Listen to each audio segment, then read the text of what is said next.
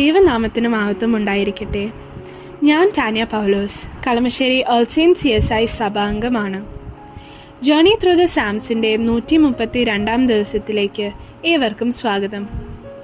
ഇന്ന് നമ്മൾ ചിന്തിക്കുന്ന വേദഭാഗം സങ്കീർത്തനം 78 അധ്യായം 1 മുതൽ 8 വരെയുള്ള വാക്യങ്ങളാണ്. വളരെയധികം ഉപദേശങ്ങൾ നിറഞ്ഞിരിക്കുന്ന 78 സങ്കീർത്തനത്തിന് 72 വാക്യങ്ങളുണ്ട്. പെസഹായുടെ അനുഷ്ഠാന ദിവസം ഈ സങ്കീർത്തനം ഉപയോഗിച്ചിരുന്നു. യാക്കോബിന്റെ കാലം മുതൽ ദാവീദിന്റെ കാലം വരെയുള്ള ചരിത്രമാണ് ഈ സങ്കീർത്തനത്തിൽ വിവരിച്ചിരിക്കുന്നത്.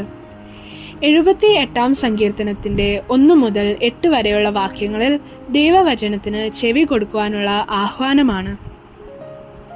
എന്ത് കേൾക്കണം, എന്ത് ചെയ്യണം, എന്ത് പറയണം എന്ന് സ്വയം തിരഞ്ഞെടുക്കുവാൻ മനുഷ്യന് അവകാശമുണ്ട്. ഇവിടെ പറയുന്നത് പിതാക്കന്മാരിൽ നിന്ന് കേട്ടിട്ടുള്ളതാണ്.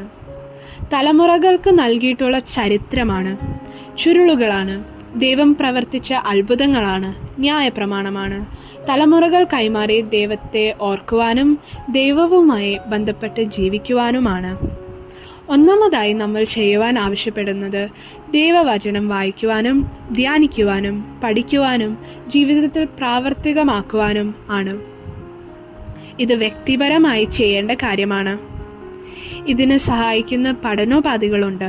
ഉദാഹരണത്തിന് ഡെയിലി ഡിവോഷൻ ബുക്സ്. രണ്ടാമതായി 8 വാക്യത്തിൽ പറയുന്നത് ശ്രദ്ധിക്കുക.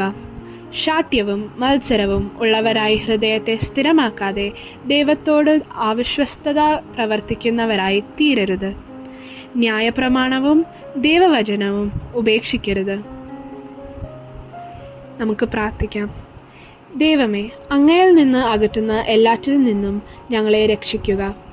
അങ്ങയോട് അടുക്കുന്ന പ്രവർത്തികളിൽ ജാഗ്രതയുള്ളവരായി ജീവിപ്പാൻ ഞങ്ങളെ സഹായിക്കണമേ. ആമീൻ.